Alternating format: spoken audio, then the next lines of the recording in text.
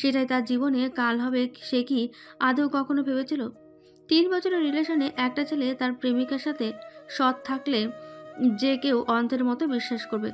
গত 3টে বছরে তার হাতটাই তো ধরত, কিন্তু আচমকায় তাকে একদিন অসুস্থতার নাম করে ডাকলো। সেও অসুস্থ মানুষকে দেখার জন্য ছুটে গেল, আর সেদিনটাই তার জীবনের মহাকাল হয়ে দাঁড়ালো।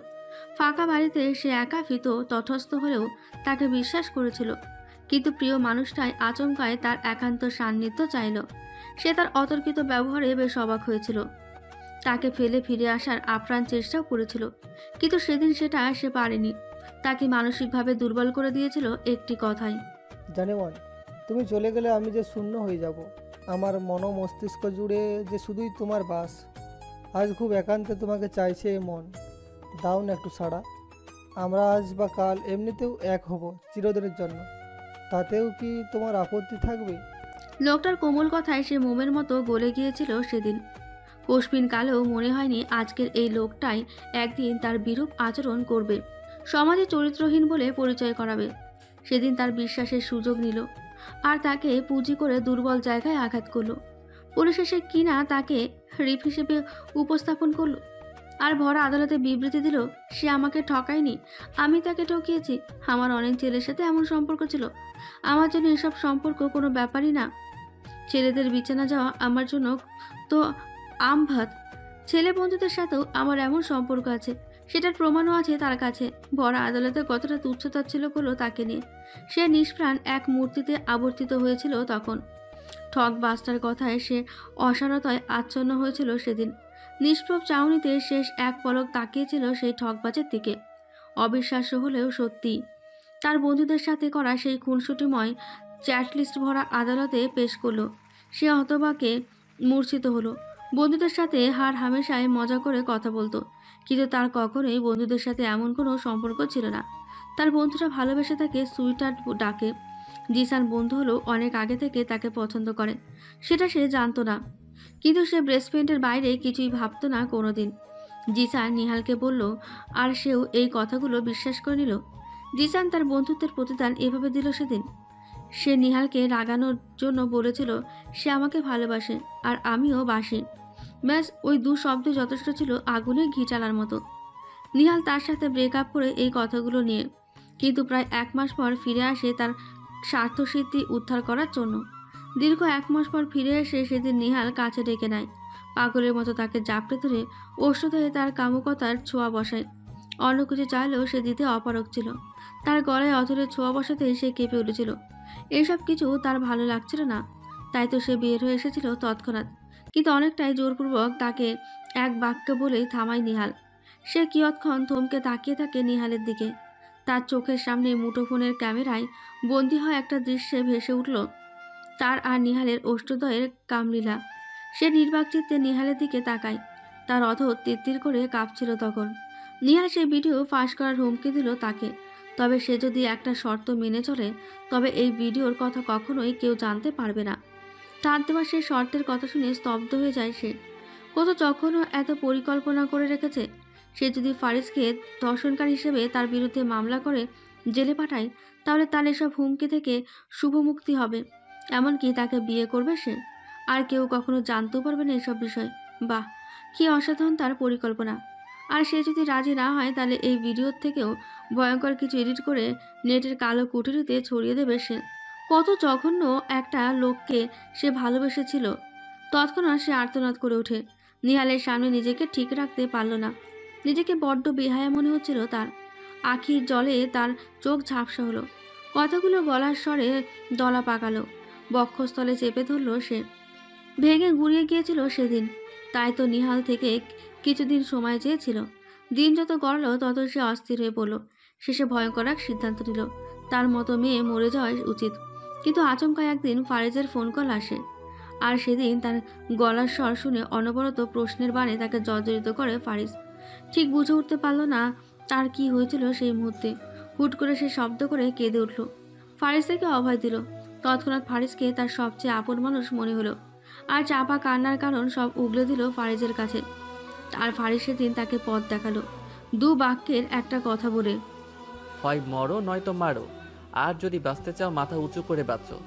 ফারিস নিজ থেকে তার কাঁধে দোষ নিয়ে নিল। তাকে শুধু অভিনয় করতে বলেছিল যাতে ফারিস সুযোগ পায় নিহালের আসল উদ্দেশ্য আর কারণ বের করতে। কিন্তু সে অভিনয় করতে পারেনি। ঘুমের ওষুধের পুরো পাতার সবগুলো ট্যাবলেট গুলে সে বাথরুমে ফেলতে পারেনি। তার থেকে 3টে সে খেয়ে নিয়েছিল নিজেকে সবকিছু থেকে মুক্তি দিতে। 3 বছর 3 মাসের সম্পর্ক যেন এক মেঝে দেয়াল দ্বারা আবদ্ধ ঘর ছিল। স্বাধীন খোলা চাতালের মতো উন্মুক্ত হয়ে গেছে ওই দিন। ভাবতে অবাক লাগলো তার। তাহলে পুরো সম্পর্কটাই ধোঁকা। দীর্ঘশ্বাসে নিজের বক্ষস্থল কেঁপে উঠল। নিজের জন্য বড্ড আফসোস হয় আজকাল। 2 চোখ মুদিত তার। হঠাৎ করে তার মুঠোফোনের মেসেজ টিউন বেজে উঠল। সে চরম অনীহা নিয়ে মুঠোফোন হাতে নিল। একটা বাক্য দেখে থমকায় সে। কেমন আছো? কালকে আমার সারা জীবনের সর্বগ্রাসী হতে প্রস্তুত তো অবিনাশী? মেহজাবিন কপাল কুঁচকায়। লোকটা নিতান্তই বোকা, নয়তো পাগল। তা না হলে তার মতো এমন মেয়েকে কেন নিজের বাহুডোরে বাঁধতে চাইছে? সে তাচ্ছিল্যের সুরে মেসেজের জবাব দেয়। আমার মতো পাপিকে কেন নিজের জীবনে জড়াচ্ছেন? আপনি আরো ভালো কিছু ডিজার্ভ করেন। দীর্ঘ সময় অতিবাহিত হলেও অপর পাশ থেকে মেসেজের জবাব আসলো না। মেহজাবিন নিজের উপর তাচ্ছিল্যের হাসি দিল। কেউ জেনে শুনে কেন আসবে তার মতো পাপিকে নিজের করতে? 2 চোখ মুদে নিল আবার। ঘড়ির কাঁটায় তখন রাত 2টোর জানান দিচ্ছে। আচমকা মুঠোফোনে আসা কলের শব্দে তার মুদিত আঁকিজোড়া মুহূর্তেই খুলে গেল। কলের শব্দে তার শান্তিপূর্ণ বারান্দা কম্পিত হতে থাকলো। অনিচ্ছা সত্ত্বেও কলটা রিসিভ করলো সে। সালামের বাক্যে বিনিময়ে শেষে অপর পাশ থেকে মোলায়েম এক পুরুষালী কণ্ঠস্বর বলে উঠল। তুমি পাপ হলে আমি স্বচ্ছ। আমার স্বচ্ছতায় সিক্ত করে তোমাকে পূর্ণ করে নিব। জানো তো একটা বাক্য আছে, পাপীকে নয় পাপকে ঘৃণা করো। আমিও না হয় পাপকে ঘৃণা করলাম। কাদার জন্য আজকের রাতটা তোমার শেষ রাত হোক। কালকের পর তোমার ওই 2 চোখে যে আমি আর জল ঝরতে দিব না। আজ যত পারো কেঁদে নাও। অবিবাহিত জীবনের শেষ রাতটা কষ্ট করে একা ঘুমিয়ে নাও। কাল থেকে আমার বক্ষস্থলে না হয় তোমার মাথা রেখে ঘুমিও। তোমার সকল সুখের কারণ হতে চাই আমি। অনেক রাত হয়েছে, ঘুমিয়ে পড়ো। এত বেশি ভাবতে যেও না, পরে মাথা ব্যথা করবে। প্রিয় নাসি, ভালো থেকো। মেহজাবিন মুগ্ধতায় আচ্ছন্ন হলো। কে এই লোক তাকে এতটা আপন করে নিল? তার সব কষ্ট নিজের করে নিল। বিষাদে সিক্ত হওয়া তার মুখে ঈষৎ হাসি ফুটল। সে নিজেও জানে না এই হাসি কিসের, আনন্দ না বিষাদের। প্রভাতী লগ্নে ফারিজের নিদ্রাভগ্ন হলো। মোবাইল হাতরে সময় দেখলো ভোর 5টা 10। নামাজের জন্য উঠতে গেল সে। অরুণিমাকেও ডাকলো নামাজ পড়ার জন্য। শীতের কনকনে ঠান্ডায় কম্বল থেকে হাত বের করাও দায়। মেয়েটা বিড়াল ছানার মতো জুবুথুবু হয়ে তার বক্ষস্থলে লেপ্টে আছে। সে বার কয়েক ডাকলো, কিন্তু অরুণিমা যেন শুনতেই পেল না। সে পরম আবেশে তার বক্ষস্থলে ঘুমিয়ে আছে। ফারিস হাসলো। এই মেয়েকে উঠানোর পদ্ধতি তার জানা আছে। সে অরুণিমাকে আরো দৃঢ় করে তার বাহুডোরে বেঁধে নিল। আলগোজ অরুণিমার গ্রীবাদেশে তার দন্তপাটির কিঞ্চিত তাক বসালো। এতেই অরুণিমা কুকিয়ে উঠল। 2 চোখ গোল গোল করে ফারিজের দিকে তীক্ষ্ণ দৃষ্টি ফেলল। বন মানুষ বলে গালি ছুড়ল, কিন্তু মুখের কোণে বকরু হাসি রেখে সেও ফারিজের মতো একই কাজ করলো। ইচ্ছাকৃতভাবে দাগ বসে দিল। ফারিজ হা হয়ে দেখলো তার বউয়ের কাণ্ড। তার বউটা দিন দিন নির্লজ্জ হয়ে যাচ্ছে। সে যা করবে তার দ্বিগুণ এই মেয়ে তাকে ফিরিয়ে দেবে। কি সাংঘাতিক একটা বউ তার! ফারিজ মৃদু শব্দে হেসে উঠল। অনির্মা অবাক দৃষ্টিতে তাকিয়ে আছে তার দিকে। পুরোই বাজি বদ অসভ্য একটা জামাই তার। যখন তখন জ্বালায় তাকে। এভাবে কেউ ঘুম থেকে ওঠায় নাকি? খবিশ লোক। কিন্তু ফারিজ নিজের চিবুকে হাত রেখে তখনও হেসে আছে। 3 কবুলের মাধ্যমে মেহজাবিনের বিবাহ সম্পূর্ণ হয়েছে ঘণ্টাখানেক আগে। অতিথির তেমন আনাগোনা না থাকলেও ঘরের লোকজনে পরিপূর্ণ এখন। সে লেহেঙ্গার আদলে নিজেকে নববধূ রূপে সজ্জিত করে রেখেছে। যৎসামান্য প্রসাধনীর আস্তরণ দেওয়া হয়েছে তার মুখশ্রীতে। পাত্রের বোন এসে নিজে সাজিয়ে দিয়ে গিয়েছে। আর পাত্রের মা কানে গলায় তাকে ভারী গহনায় মুড়িয়ে দিয়েছে। তার অদ্ভুত চাউনি ছিল তাদের দিকে। এতটা যত্ন ভালোবাসা সে কি আদৌ পাওয়ার যোগ্য? নেত্রকোণে জলে ভিজে উঠল তার। চাপা যন্ত্রণায় বক্ষস্থল থেকে দীর্ঘশ্বাস বের হয়ে আসলো। অনিটিমার মুখে সামান্য কৃত্রিম সাজসজ্জার প্রলেপ। গলার হার, হাতে চুড়ি, গায়ে ভারী গ্রাউনের সাথে মাথায় হিজাব বেঁধে মেহজাবিনের পাশে বসে আছে। অবাক চাউনিতে সে মেহজাবিনকে দেখে যাচ্ছে। কি অপরূপ লাগছে আজ! মেহজাবিনের আচমকা চোখ পড়ে অনুরিমার ওপর। সে শুকনো মুখে বলল, কি ভাবছো অনু? জবাবে অনুরিমার মুখে এক প্রাণবন্ত হাসি। নিঃশব্দে তপ্ত শ্বাস ছাড়ল সে। কিঞ্চিত 2 ঠোঁট ফাঁক করে বলে উঠল, আপু সত্যি আজ তোমায় অপূর্ব লাগছে। ভাইয়া তো একদম পাগল হয়ে যাবে। প্রত্যুত্তরে মেহজাবিনের মুখে তাচ্ছিল্যের হাসি ফুটল। নিজের কাছে নিজেকে আজ নগণ্য লাগছে। এই বাহ্যিক রূপ দিয়ে কি হবে? তার ভেতরের সৌন্দর্য যে বিষাক্ত। সে তার মাথা অবনত করে রাখল। মুখ ফুটে কিছু বলতে চেয়েও দ্বিধাবোধে পারল না। অনিমা অপলক চেয়ে আছে মেহজাবিনের সেই ম্রিয়মান মুখের দিকে। এত অপরূপ সৌন্দর্যে পরিপূর্ণ মুখের আদলে ভেসে আসছে বিবর্ণতার বিষাদের সিক্ত এক মুখশ্রী। সে নিশ্চুপ বসে রইল। পরক্ষণে নতুন বইয়ের ডাক পড়ল বসার ঘরে আনয়নের জন্য। মাহি এসে মেহজাবিনকে ওঠালো। পাশে অনুরিমা আপ্তিও তাদের সাথে বের হয়ে আসলো। মেহজাবিনকে বসার ঘরে সোফায় বসানো হলো। পাশে তার সদ্য বিবাহিত বর বসে আছে। মেহজাবিন একবারের জন্য চোখ তুলে তাকানো দুঃসাহস দেখালো না। নত মস্তকে অসার বদনে বসে আছে। সদ্য বিবাহিত বরের পাশে বসেও দেখা হয়নি তার মুখখানা। এখনো জানা হয়নি বরটা দেখতে কেমন। তবুও মর্মদহনে পড়ছে সে। মাইমুনা মেয়েকে বিদায় করতে এসেছেন। মেহজাবিনের একটা হাত টেনে নিয়ে তার বরের হাতের ওপর রাখল। দু হাতের বাঁধন শক্ত করে চেপে ধরলেন। তার চোখ ভিজে উঠল জলে। ঘন ঘন নাক টানছিলেন। গলার স্বরও ভীষণ কাঁপছিল। কান্না মিশ্রিত স্বরে বলে উঠল, আজ থেকে তুমি তার অভিভাবক। আমরা তো বাবা মা হিসেবে ব্যর্থ, তাই হয়তো মেয়েকে সঠিক শিক্ষা দিতে পারিনি। আমাদের অপরিপূর্ণ শিক্ষাটা আমাদের মেয়ের জীবনটা নষ্ট করে দিল। যদি পারো তাকে ক্ষমা করে দিও। তার জীবন সুন্দর করতে না পারলেও অত্যন্ত নরক করো না, তাহলে আর বাঁচার আশা খুঁজে পাবে না। ভালো থেকো, ভালো রেখো। কথাগুলো বলে মাইমুনা উঠতে গেলেই মেহজাবিন মাকে জড়িয়ে ধরে হাউমাউ করে কেঁদে ওঠে। মাইমুনাও আর নিজেকে ধরে রাখতে পারলে না। মা মেয়ের পূর্ণ মিলন দেখল উপস্থিত সবাই। মাহি ক্রন্দনরত মুখশ্রীতেও হাসল। ঠিক কতদিন পর তার মা বোনের সাথে কথা বলছে, তাকে নিজের ভালোবাসায় সিক্ত করছে। নতুন বরের পাশে তার পুরো বন্ধু মহল বসে আছে। পাশে বসা সরণি নতুন বরকে টিপ্পনি মারল, আমাদের বোনটাকে যত্ন করে ভাই সাব। ফারিজও তার সাথে সুর মিলালো, রগর গলায় বলল, আজ থেকে ব্যাচেলর জীবনের সমাপ্তি। এবার বুঝবা বউ কি জিনিস। ফারিজ এই কথা বলে মুখ তুলতেই অনুরিমার চোখাচোখি হয়ে গেল। নিজ মনে দোয়া পড়ল। অনুরিমা কিছুটা দূরত্ব থাকায় ফারিজের কথা তার কর্ণকুয়ারে পৌঁছল না, কিন্তু ফারিজের কুটিল হাসি দৃষ্টিগোচর হলো। তার পিন্ডি চটকাচ্ছে বেশ ভালোই বুঝলো সে। বিদায় পর্ব শেষে মেহজাবিনকে নিয়ে বের হয়ে আসলো সবাই। সবাই গাড়ির সামনে দাঁড়ানো। সরণি, ফারিজ, নওয়াজরা বর বউকে বিদায় দিতে এসেছেন। সরণি নতুন বরের কানের কাছে সেই কিছু পরামর্শ দিল। বর মাথা নিচু করে শুনল সব কথা। নওয়াজ বিমূর্ত দাঁড়ানো, নিজ মনে বন্ধুর জন্য দোয়া পড়ল। শেষে কিনা যেচে এসেই এই মেয়েকে বিয়ে করলো। কত গর্দভ ছেলে। ফারিজদের থেকে বিদায় নিল নতুন বিবাহিত দম্পতিরা। রাতের নিস্তব্ধতায় চেয়ে আছে পুরো বাড়ি। বাইরে থেকে চাঁদের ঈষৎ আলোয় উকিঝুঁকি দিচ্ছে বসে থাকা মেহজাবিনের রুমে। ঢাকা থেকে এসে পৌঁছেছে তারা সন্ধ্যের মধ্যে। প্রায় ঘন্টা 2 হতে চলো। এখনও তার নতুন বরকে সে দেখল না। অথচ তার সদ্য হওয়া ননদ, শাশুড়ি, শ্বশুর এসে কথা বলে গেছে, তাকে খাবার খাইয়ে দিয়েছে। তার পাশে তার বড় ননদের 2 মেয়ে বসে আছে। মধুর স্বরে তারা মামনি মামনি ডেকে যাচ্ছে কিয়ৎক্ষণ পরপর। সবাইকে তো দেখলো, কিন্তু যাকে দেখতে উৎসুক হয়ে আছে সেই লোকটাকে দেখল না সে। আর কত অপেক্ষা। রাত প্রায় 10টা। মেহজাবিন ক্লান্ত শরীরে শুয়ে পড়েছে। চোখের পাতা নিভু নিভু। মাত্রই ঘুম এসেছে। আচম্বিত কেউ একজন মোলায়েম সুরে তাকে ডাকলো, মেহুজান। দু চোখ মুদিত হলেও ছোট্ট ওই শব্দ তার কর্ণকুহরে ঠিকই প্রবেশ করেছে। মুহূর্তেই তার চোখ জোড়া খুলে গেল। চোখের সামনে দণ্ডায়মান পুরুষ অবয়বকে দেখে সে পিলে দেখার মতো চমকে উঠল। অবিশ্বাস্য নজরে তাকালো সে। এই লোকটাই কি তার স্বামী? কিন্তু কিভাবে সম্ভব হলো? তার মতো মেয়েকে কিভাবে গ্রহণ করলো?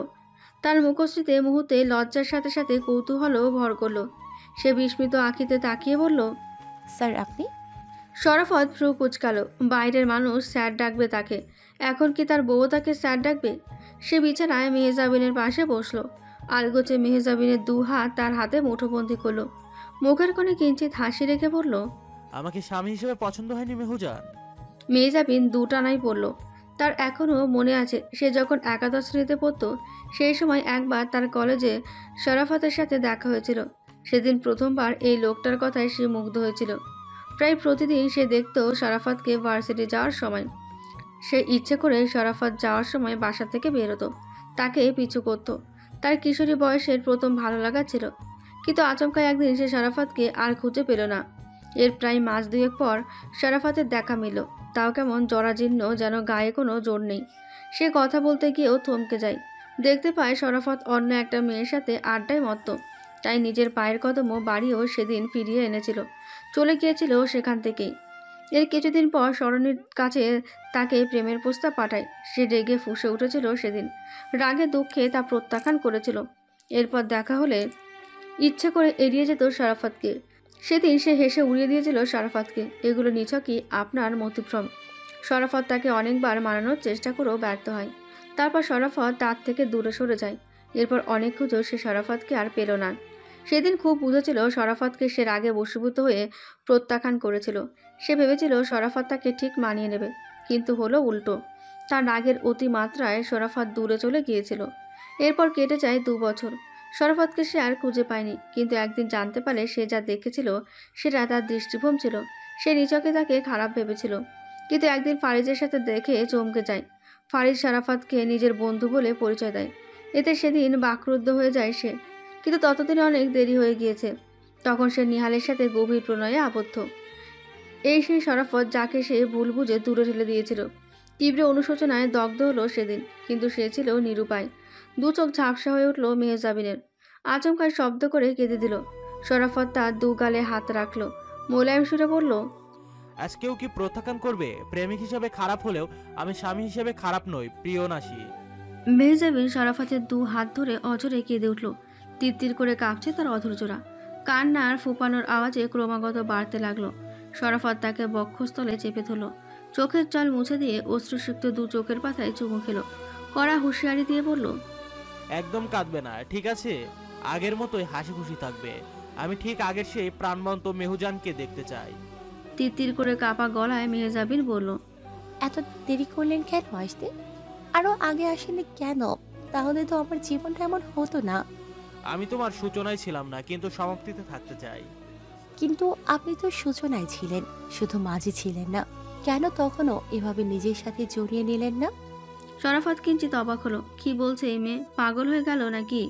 তার বিস্মিত নয়নজোড়া। সে কিছু বলতে গিয়েও থেমে গেল মেহজাবিনের মুখে তার প্রথম ভালো লাগার কথা শুনে। কিভাবে সে ভুল বুঝেছিল আর রাগ করে সেদিন প্রত্যাখ্যান করেছিল, সেসব কথা তো অতীত। কিন্তু নতুন করে একটা বাক্য শুনে সে স্তব্ধ হয়ে গেল। যখন মেহজাবিন বলল তার প্রথম ভালো লাগা ছিল সে, শরাফত কি ভাগ্যকে দুষবে নাকি তার করা ফেলে আসা ভুলকে? কিন্তু অতীত তো অতীতই হয়। এখন নতুন করে শুরু করার পালা। সে নিজের পকেট হাতড়ে একটা ব্যাংকের পেপার বের করলো, সেটা মেহজাবিনের হাতে তুলে দিল। মেহজাবিন অবাক হলো পেপার দেখে। সেখানে স্পষ্টত অক্ষরে লেখা 6 লক্ষ টাকার সঞ্চয় আছে। বিস্মিত নয়নে বলল, কিসের টাকা এগুলো? তোমার মোহরানা। মেহজাবিন হাঁ হয়ে দেখলো পুরো পেপার, কিঞ্চিত কৌতূহল নিয়ে বলল, এত টাকা দিয়ে আমি কি করব? এটা তোমার পাওনা, তোমার অধিকার। এই টাকা তুমি চাইলে যা খুশি করতে পারো। আমার হালাল আয়ের টাকায় কিন্তু তোমাকে মোহরানা দিচ্ছি। আবার পুলিশ দেখে ভেবো না ঘুষের টাকায় মোহরানা দিলাম। মেহজাবিনের মুখে তৃপ্তির হাসি। শরাফত তাকে তাড়া দিল, যাও অজু করে আসো, নতুন জীবনে পদার্পণ করার আগে একসাথে শুকরিয়া নামাজ পড়বো। জলদি যাও। কৃষিপ্রধান আমাদের এই বাংলাদেশ হলেও এর 40% মানুষ প্রবাসী। আবার তার মধ্যে এখনও দারিদ্র্য সীমার নিচে বাস করছে 37% মানুষ। আবার বেকার আছে 35% মানুষ। এই বেকারত্ব আমাদের দেশের সবচেয়ে বড় হুমকি। এই একবিংশ শতাব্দীতেও আমাদের দেশের গড় শিক্ষার হার মাত্র 55%। বর্তমানে মেয়েদের শিক্ষার হার 65% হলেও পুরুষের শিক্ষার হার কিন্তু 61%। তবে প্রত্যন্ত অঞ্চলে শিক্ষার মান এখনও যাচ্ছে তাই। তবে উল্লেখযোগ্য হচ্ছে নদী উপকূলীয় অঞ্চল, উত্তর পূর্বাঞ্চল দেশের সবচেয়ে দরিদ্রতম এলাকা। প্রাকৃতিক দুর্যোগ এদের সব সময়ের নিত্যসঙ্গী। এসব অঞ্চল এখনও কুসংস্কার, মূর্খতা এবং সামাজিক ও ধর্মীয় গোঁড়ামিতে আচ্ছন্ন। এখনও এসব লোকের কাছে দুবেলা দুমুঠো ভাত হলে যথেষ্ট। বেঁচে থাকার সব মৌলিক উপাদানের প্রয়োজন নেই এদের কাছে। তাই কাঠগোড়ায় দাঁড়ানো আসামিগণ এসব দারিদ্র্যে জর্জরিত, অশিক্ষিত আর বেকারত্ব প্রবণ এলাকাগুলো বেছে নিত তাদের ব্যবসার নামে মানব পাচারের জন্য। বেশ নামডাকও আছে এদের এলাকায়। কাজ দেওয়ার নাম করে প্রতি বছর 15 থেকে 20 হাজার মানুষকে এরা সমুদ্রপথে ইউরোপ, এশিয়া সহ আফ্রিকার বিভিন্ন দেশে পাঠায়। এরা দালালের মাধ্যমে কথা বলে এখান থেকে জাহাজে এদের প্রেরণ করত। কিন্তু দালালের সাথে পরিচয়ের পর তাদের আর কোনো দায় থাকে না। দারিদ্রতার কষাঘাতে জর্জরিত মানুষগুলো কম টাকায় লোভনীয় অফার পেয়ে তারাও জীবনে ঝুঁকি নিয়ে যাত্রা করত সমুদ্রপথে। বেঁচে থাকলে এরা ইউরোপ, আফ্রিকা কিংবা মালয়েশিয়া সহ বিভিন্ন দেশে পাড়ি দিত। আর যদি সমুদ্রপথে কোনো প্রাকৃতিক দুর্যোগের মুখোমুখি হতো তবে তাদের বাঁচার সম্ভাবনা থাকতো ক্ষীণ। এই জন্য প্রতি বছর সমুদ্র যাত্রাপথে প্রায় ১,৫০০ মানুষের মৃত্যু ঘটে থাকে। এসব প্রত্যন্ত অঞ্চলের মানুষ তার স্বপ্নের দেশে পাড়ি দিলেও কাজ করার বৈধতা না থাকায় দিনের পর দিন পথে ঘাটে, জঙ্গলে কিংবা অলিগলিতে রাস্তার কুকুরের মতো পড়ে মানবেতর জীবনযাপন করে।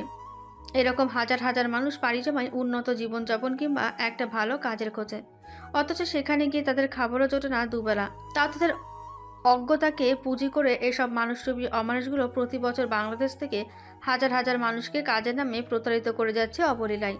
গ্রামের একজন সর্দার জসিম মিয়া, গ্রামে খুব পরিচিত এক নাম। তার এই পরিচিত নাম দিয়ে তার ছেলে জুবায়ের শিকদার ও তার বন্ধু ফরহাদ রেজা গ্রামে অনায়াসে যে কাউকে আয়ত্তে নিতে পারতেন। তাই তো দূর দূরান্ত থেকেও মানুষ এসে ভিড় করত একটা সুযোগ পাওয়ার জন্য নিজেদের স্বপ্ন পূরণে। ফারিস দীর্ঘশ্বাস তুলল আকাশপানে, তারপর নিজের কথা শেষ করে সমস্ত প্রমাণ ও তথ্য আদালতকে পেশ করে। আদালত দীর্ঘ ১ ঘন্টা বিরক্তি নিয়ে তার রায় ঘোষণা করেন। রায়ের ঘোষণা থেকে ফারিজের মুখে তৃপ্তির হাসি ফুটে উঠল। একজন ক্রিমিনাল লয়ার হিসেবে তার দ্বিতীয় মামলা জিতল সে। ফারিস বাড়ি ফিরল এক উচ্ছ্বসিত মুখ নিয়ে। বাসায় প্রবেশ করতে দেখল তার বউটা বেঘরে ঘুমাচ্ছে। তার মুখে ঈষৎ হাসি রেখা ফুটে উঠল। গায়ের কাপড় না খুলে ঘুমন্ত বউটাকে কোলে তুলে নিল। বাজা কোলে করেই বউটাকে নিয়ে কয়েক দফা করে ঘুরতে থাকলো। অরুণিমার ঘুম ছুটে গেল ফারিজের তাকে কোলে নিয়ে ঘূর্ণনের ফলে। তার মাথাও ঘুরতে লাগলো। অতর্কিত নিজেকে এমন ঘুরতে দেখে সে চেঁচিয়ে উঠল, মরে গেলাম, মরে গেলাম। আচমকা ফারিস বউয়ের এমন চেঁচানো কথা শুনে স্থবির হয়ে গেল। তারপর তীক্ষ্ণ দৃষ্টি দিল অরুণিমার দিকে। নিজের 2 আঙুল দিয়ে ইশারা করে তাচ্ছিল্যের সুরে বলে উঠল, দেখতে এইটুকু ক্ষুদ্র মানুষ আর চেঁচাও বন মানুষের মতো। চেঁচাইতে এত শক্তি কই পাও ক্ষুদ্রকণা? বেচারি অরুণিমা রীতিমতো অপমানিত বোধ করলো। তার অসভ্য জামাইটা এত সুন্দর করে তার মজা উড়াচ্ছে। তার বেশ অভিমান হলো। সে অভিমান মিশ্রিত গলায় বলল, আমাকে নামান, আপনি আরেকজন বৃহৎ কড়া নিয়ে আসেন আপনার জন্য। ফারিস মিটিমিটি করে হাসলো বউয়ের অভিমান মিশ্রিত কথা শুনে। তার বউ যে অভিমান করেছে বেশ বুঝতে পারল। সেও রগর গলায় বলল, সে না হয় বৃহৎ কণা নিয়ে আসবো, কিন্তু আমার তো এই ক্ষুদ্র কণাই লাগবে। এটার এমন অভিমানী মুখ না দেখলে আমার যে চলবে না অনুকণা। সে কি জানে তার অভিমানী মুখটা দেখলে একজনের সারা দিনের ক্লান্তি দূর হয়ে যায়? সে কি আদৌ তার খোঁজ রাখে? অনির্মার মুখটা মুহূর্তেই চুপসে গেল। ফারিজের এহেন প্রেমময় বাক্যে তার অভিমান মিলিয়ে সেখানে সে লজ্জায় আচ্ছন্ন হলো। চোখের দৃষ্টি তার অবনত, ওষ্ঠদয়ও তিত্তির করে কাঁপছে। ফারিস যেন চোখের পলক ফেলতেই ভুলে গেল তার বউটার লজ্জামক্কা মুখটা যে তার ভীষণ প্রিয়, একদম আদুরে বিড়াল ছানার মতো। ইচ্ছে করে তখন টুপ করে 1000খানেক চুমু খেতে। ফারিস অনির্মাকে কোল থেকে নামিয়ে তাকে পেছন থেকে নিজের বাহু ধরে শক্ত করে বেঁচে নিল। তারপর কানের কাছে ক্ষীণ স্বরে বলল, আজকে আমি মেহজামিনের মামলাটা জিতে গেছি। জানো, এই মামলার আসামি হওয়ার কথা ছিল আমার, কিন্তু দেখো প্রকৃতির নিয়ম। যারা আমাকে জেলে রাখার জন্য স্বপ্নে বিভোর ছিল, আজ তারাই হলো জেলের অন্ধকুঠিরের অধিবাসী। মেহজাবিন যখন আমাকে নিহালের হুমকি দেওয়ার কথাটা বলেছিল, আমি বেশ অবাকই হয়েছিলাম। তাই অনেক ভেবে চিন্তে সিদ্ধান্ত নিয়েছিলাম। নিজের ঝুঁকি নিলাম অনেকটাই। নওয়াজ শরাফতকে কাজে লাগালাম, আর কাজে লাগালাম মেহজামিনের বাবাকে। আমি তাকে অনেক কিছুই বুঝিয়ে বললাম যাতে মেহজামিনের পাশে দাঁড়ায় আর প্রকৃত আসামি বের হয়ে আসে। আমি ইচ্ছে করে জেলে থাকার বাহানা করি যাতে নিহাল নিশ্চিত থাকতে পারে আমি জেলে আছি আর মেহজাবিনকে সন্দেহ করতে না পারে। আর এই সুযোগে তার ফোনে থাকা সমস্ত রেকর্ড আমরা হাতিয়ে নিয়েছি। আমি নিহালের করা ভিডিও ডিলিট দিয়েছি, শুধু প্রমাণের জন্য সামান্য কিছু অংশ রেখেছি। আর ইচ্ছে করে 2টা পত্রিকা ছাপিয়ে, একটা নিহালকে, অন্যটা 11 আসনের সাবেক পদত্যাগ করা এমপি তোফায়েল আহমেদকে পাঠিয়েছিলাম, কারণ তখন এরাই ছিল আমার সন্দেহের তালিকায়। কিন্তু আমি কোশমিনকালেও ভাবিনি জসিম সর্দারের ছেলে জুবায়ের শিকদার আমাকে হেনস্থা করতে এমন পদ্ধতি অবলম্বন করবে। তবে আমাদের পাতানো ফাঁদে পা দেয় নিহাল। সে নিজেই জুবায়েরকে কল করে সব কথা বলে, আর তার ফোন কল ট্র্যাক করে আমরা বাকি আসামিদের খুঁজে পাই। এটা পুরোটাই আমার পরিকল্পনা ছিল। সরি অনু, তোমাকে তখন কষ্ট দেওয়ার জন্য। কতটা পাগলের মতো কেঁদেছো তুমি। সত্যি সরি বউ। আমি জানি সব আপনার পরিকল্পনা ছিল। অনিরিমার আমি জানি শুনে ফারিজের চোখ যেন কোটর থেকে বের হবার উপক্রম। সে অনিরিমার চিবুকে হাত রেখে বিস্ফোরিত দৃষ্টিতে তাকিয়ে আছে তার দিকে। গলার স্বর কৌতূহলী সুর। কিভাবে জানলে তুমি? অনিরিমার মুখে ঈষৎ হতাশার সুর। মলিন কণ্ঠে বলল, সেদিন রাতেই জেনেছি। আমরা জেলখানার ভেতর থেকে বের হয়ে এলেও না, বাইরের প্রাঙ্গণে দাঁড়ানো ছিলাম বেশ খানিকক্ষণ। আমি স্মরণী আপুকে বলি আপনার সাথে আরেকবার দেখা করতে চাই। তাই স্মরণী আপুকে দাঁড় করিয়ে আমি দেখা করতে আসি, কিন্তু প্রতিমধ্যে আপনার আর নওয়াজ ভাইয়ার কথোপকথন শুনে আমার শির দ্বারা খাড়া হয়ে যায়। সেদিন আপনার উপর বেশ অভিমান জমেছিল, কেন আপনি আগে বলেননি তাই।